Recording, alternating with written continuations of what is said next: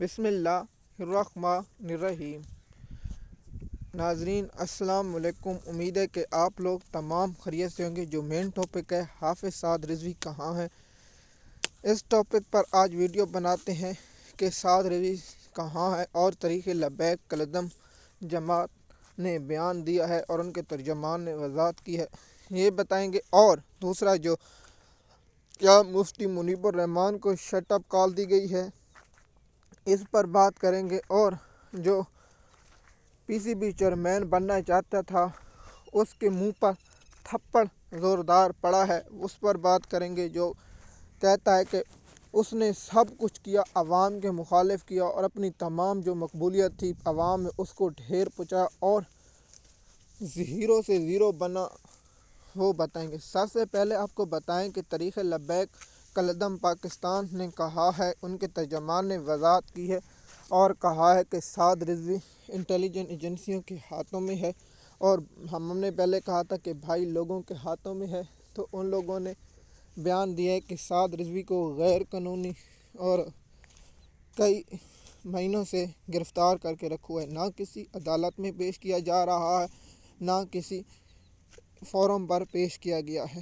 تو سب سے پہلے ان سے سوال میرا وہی ہے، میں پہلے بھی سوال کرتا آ رہا ہوں کہ اگر سعد رضوی طریق لبیک کے پاکستان کے پاس نہیں ہے تو پھر ان لوگوں نے اپنا عدالت سے رجوع کیوں نہیں کیا؟ مثال کے طور پر پنجاب سے اگر گرفتار ہوئے تو لاہور ہائی کورٹ سے رجوع کیا جا سکتا تھا، تو لاہور ہائی کورٹ میں درخواست کیوں نہیں دی؟ دوسرا، ان کے لوگوں کو جس طرح پی ٹی آئی پر کیا گیا، ان پر بھی اسی طرح کریک ڈاؤن کیا گیا۔ میں حیران ہوں اور میں ان لوگوں کے ساتھ کھڑا ہوں جن لوگوں کی فیملیوں اور ان کی جو عورتوں کو اٹھایا۔ میں اس بات سے کبھی نہیں اتفاق کرتا کہ کسی کی بھی عورت کو اٹھایا جائے، مردوں طریق لبیک کے لوگوں کو گرفتار کیا جاتا، میں اس پر خاموش رہ سکتا تھا، لیکن نہیں، میں اس پر ہمیشہ خاموش نہیں رہوں گا کہ کسی کی بہن کو، کسی کی ماں کو اور کسی کی بیٹی کو اٹھانا یہ شریعت اور اسلام کے خلاف ہے۔ کسی حکومت کو یہ اجازت نہیں، چاہے عمران خان ہو، چاہے زرداری ہو، چاہے شریف خاندان ہو، چاہے ملٹری اسٹیبلشمنٹ ہو، کسی کو یہ اجازت نہیں کہ ایک شخص ہو اس کی گھر والوں کو اور اس کی بیوی کو اور سیدزادیوں کو گرفتار کیا جائے۔ اس کی ہم شدید الفاظ میں پہلے بھی مذمت کرتے ہیں، اب بھی مذمت کرتے ہیں اور مذمت کرتے آئیں گے، کیونکہ جو طریق لبیک والوں کے ساتھ ظلم ہوا ہے، ہم اس کی مذمت کر چکے ہیں اور اس پر اپنا پوائنٹ آف ویو پہلے بھی دے چکے ہیں اور پہلے بھی بتا چکے ہیں کہ ہم سعد رضوی اور ان کی جو جماعت پر ہونے والے ظلم کی ہم پہلے بھی شدید الفاظ میں مذمت کر چکے ہیں، اور ہم پی ٹی آئی کے بانی عمران خان صاحب نے واضح کہا ہے کہ جوڈیشل کمیشن بنایا جائے جو مریدکے میں اور 26 نومبر کو اور جو کشمیر میں اور بہت سے علاقوں میں پاکستان کی عوام پر جو ظلم و ستم کیے گئے ہیں ان کی تحقیقات کی جائے، لیکن حکومت اس لیے نہیں کرتی کیونکہ ان کو پتہ ہے ان میں ہم ملزم ہیں، اگر تحقیقات کی گئی تو ہم بے نقاب ہو جائیں گے۔ تو طریق لبیک والوں کا یہ موقف سامنے آ چکا ہے، جو ہم نے آپ کو پہلے بھی بتا دیا تھا۔ بھائی لوگوں کے پاس ہے تو بھائی لوگوں کے پاس کا مطلب آپ مجھ سے بہتر سمجھ سکتے ہیں۔ تو دوسرا میرا جو نقطہ تھا وہ کیا مفتی منیب الرحمان کو شٹ اپ کال دی؟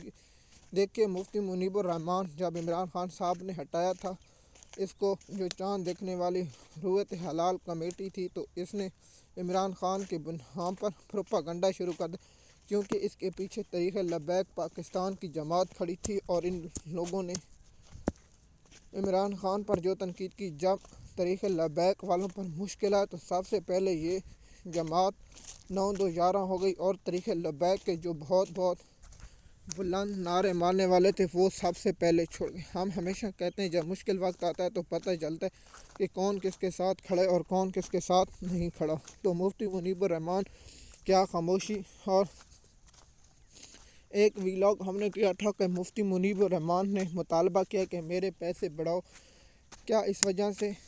یا مفتی منیب الرحمان جس طرح ہماری کہاوت ہے دھوبی کا کتا نہ گھر کا نہ گھاٹ کا، تو اس لیے وہ رہا ہے۔ تو مفتی منیب الرحمان کے ساتھ کیا وہی ہوا ہے، دھوبی کا کتا نہ گھر کا نہ گھاٹ کا؟ میں ایک مثال دے رہا ہوں مفتی منیب الرحمان کے لیے۔ تو میری کیونکہ جماعت سے اس کا تعلق ہے، تو میں مسلم رحمان سے اتنی امید نیچے گرنے کی نہیں رکھ سکتا تھا، تو اس لیے میں نے یہ مثال آپ لوگوں کے سامنے پیش کی ہے۔ دوسرا جو ٹاپک ہے وہ ہے شاہد افریدی، جو پی سی بی کا چیئرمین بننا چاہتا تھا۔